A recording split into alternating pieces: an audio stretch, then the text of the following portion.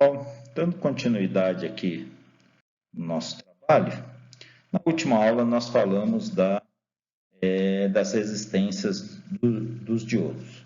Por que a resistência é importante, pessoal? Porque a resistência, né, vai determinar um aquecimento no diodo, tá? Embora ela seja mais importante para o projetista, mas é importante vocês entenderem como é esse funcionamento da resistência do diodo, né? Porque isso vai gerar queda de tensão, gerando aquecimento no componente. Então o componente tem que aquecer? Sim, tem uns limites, né, para o aquecimento. Ele não pode aquecer indefinidamente, porque pode queimar, tá? Bom, mas vamos lá. Como é que a gente faz isso? Nós pegamos aqui o exercício 1.27, tá? Tá aqui do lado, ó. Determine a resistência estática, ou CC, tá escrito DC, mas está em inglês aqui, né? É CC, do diodo da figura 1.19, que é essa figurinha aqui embaixo, para uma corrente direta de 2 mA. Por que uma corrente direta? Porque nós estamos calculando a resistência do diodo em condução, tá? Porque o diodo polarizado reversamente, ele é visto como uma resistência aberta, tá? Ele até mostrou aqui para nós, né, ó, tá vendo? 0,1 microampere, 100 nanoampere, né, de corrente reversa. Aqui ele está chamando de IS, tá, pessoal? No passado, isso era chamado de corrente de saturação, né? Hoje a gente chama de corrente reversa. A maioria dos datasheets estão como IR, tá? Como esse datasheet é essa figurinha mais antiga, ele manteve aqui o IS, né, que é corrente de saturação. Aqui no primeiro quadrante, ó, esse é o primeiro quadrante, o segundo quadrante, o terceiro quadrante e o quarto quadrante. O diodo só trabalha no primeiro quadrante, quando polarizado diretamente, e no terceiro quadrante, quando polarizado reversamente. Ele não tem funcionamento nem no segundo e nem no quarto. Ok, bom, então como é que a gente resolve esse exercício? Nós queremos achar a resistência do diodo, e ele deu a corrente para a gente, tá? A corrente que ele vai trabalhar o diodo, então aí você vai calcular a resistência do diodo, normalmente é assim que a gente faz, tá? Bom, primeira coisa, você vai traçar uma reta em 2 mA, que é essa marrom aqui, tá? Paralela ao eixo X, tá? Então, vem aqui, 2 mA, tracei a reta. E ela tem que cruzar a curva do diodo. Ele tem duas curvas, ele tem essa pontilhada e ele tem essa cinza. A pontilhada é a curva do diodo para 150 graus Celsius. A curva cinza é a curva do diodo para 25 graus Celsius, tá? Temperatura ambiente aí. Ok, tracei a curva aqui, passou pela curva do diodo. Este ponto de cruzamento é chamado de ponto quiescente, ou ponto de funcionamento, ou ponto de trabalho, tá? Então, determinei o ponto de trabalho do diodo. Aí, o que eu vou fazer? Vou traçar uma outra reta paralela ao eixo Y, né, que é essa amarela, passando pelo ponto quiescente, até cruzar o eixo Y, o eixo X do diodo, que é a queda de tensão. Bom, aonde ele cruzou aqui, pessoal, vocês estão vendo que aqui tem 0,5, 0,6, 0,7. Aonde ele cruzou aqui, vai ser a tensão no diodo para esta corrente. Então, aqui ó, eu tenho 0,6, 0,7. Aqui no meio, 0,65. Eu posso dizer 0,66, 0,67. Eu não posso utilizar, por exemplo, 0,661. Tá? Por que não? O último dígito é sempre impreciso, porque se alguém escrever 0,67, não está errado. 0,66 não está errado. 0,68 não está errado. O último dígito é sempre impreciso. Então, eu tenho certeza que é 0,6. Agora, esse último 6 aqui, ó, pode ser 7, pode ser 5, né? Embora ele está mais para 6 aqui do que para 5 ou 7. Mas é sempre um dígito impreciso. Então, está aqui o dígito impreciso. Então, eu tenho para uma corrente de 2 mA a queda de tensão em cima do diodo de 0,66. A partir desses dois parâmetros, a gente calcula a resistência do diodo. Bom, vamos lá. Aqui, ó, usando a equação 1.5, né, eu tenho a resistência do diodo CC, é a tensão pela corrente. A tensão 0,66, a corrente 2 mA, né? Eu passo esses 2 mA para cima, 10 a menos 3 faz 10 a terceira, por isso que a gente estudou isso. 0,66 dividido por 2, né, vai dar 0,33. 0,33 vezes 10 a terceira. Então, agora eu vou andar 3 casas aqui para a direita, 330 ohms. Então, a resistência do diodo, né, é de 330 ohms, tá?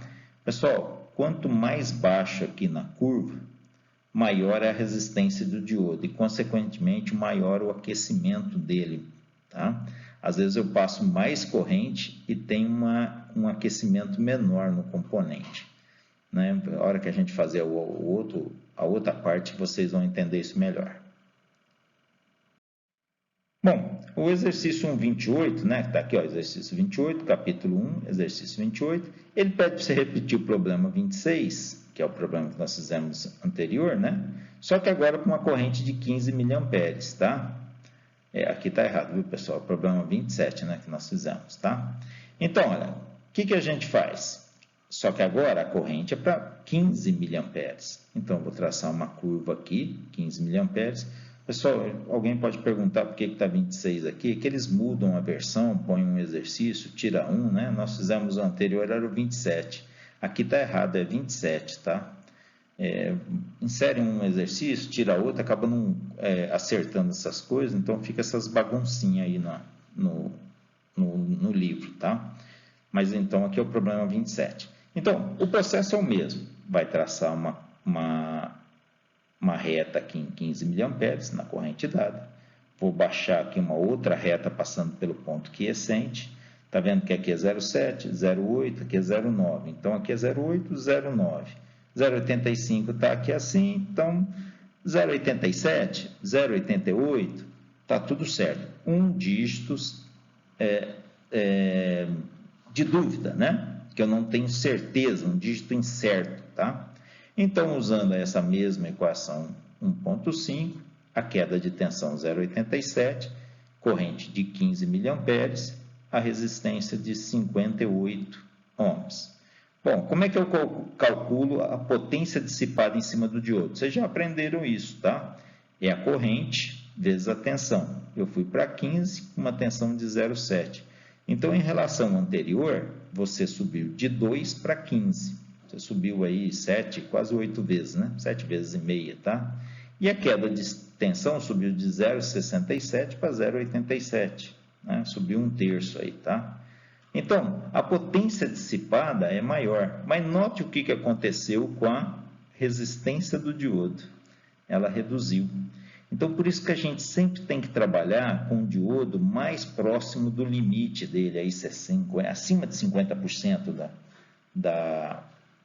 do valor máximo dele, tá? Nunca trabalhar, eu tenho uma corrente aqui de 1 ampere, então vou pôr um diodo de 10 para garantir que ele não vai queimar. Isso não é uma boa ideia, pessoal, porque a resistência, normalmente ele vai trabalhar nessa região aqui, que a gente chama região de joelho, tá? Essa resistência vai ser muito grande, e a resistência e a dissipação, né? A resistência é grande, a dissipação, consequentemente, também é grande, tá?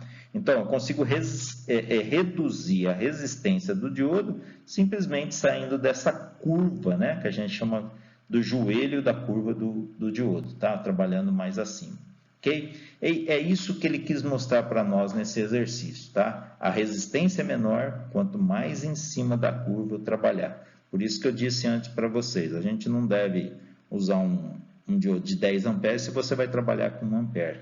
É melhor usar um diodo aí que tem aí no máximo 1,5 ampere, tá? O limite dele. Mas eu não acho, posso usar um de 2? Pode, né? Quando não acha, a gente usa o que tem no mercado, ok? Continuando aqui, pessoal,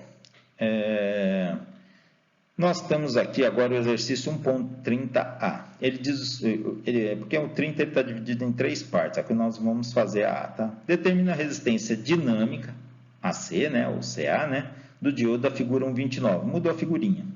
Para uma corrente direta de 10 miliamperes, usando a equação 1.6. Por que ele mudou a equação? Porque agora ele está pedindo a resistência dinâmica. E como é que é a equação 1.6? É essa daqui, ó. Tá vendo? Se eu estou falando em resistência CA, o R é minúsculo, tá? Como eu vou pegar variação entre 2 pontos, tá? como o ponto é fixo, o valor é fixo, o V aqui é maiúsculo. E o I também, tá? Porque é 2 pontos, ó, de 20 a 30, variação de corrente. Esse é um ponto fixo e esse é outro ponto fixo, valores constantes. Mas a hora que eu faço a subtração, né, eu tenho uma variação de corrente aí, tá? No caso de tensão aqui, mas aqui embaixo corrente. Então, a mesma coisa aqui, ó. Então, ele fala para mim que é uma de 10 mA. Aqui tem uma pegadinha, né, pessoal?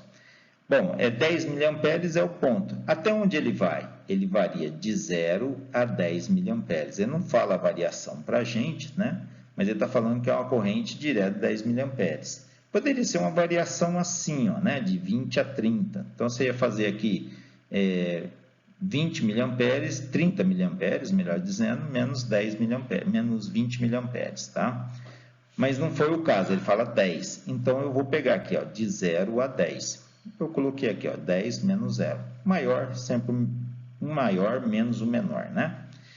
E aqui a tensão, a hora que eu fiz, eu tracei a curva aqui, o procedimento é sempre o mesmo. Traça a curva, onde cruzou, ponto quiescente, traça uma reta paralela, aqui é 0,7, aqui é 0,8, não chegou em 0,8, eu estou usando 0,77 aí, né? Então, 0,77 menos 0, né? Fazemos a continha aí, nós vamos ter uma resistência de, vou pular aqui, ó, para o próximo, né? De 77 ohms, tá, pessoal? Bom, eu vou dar uma parada aqui para a gente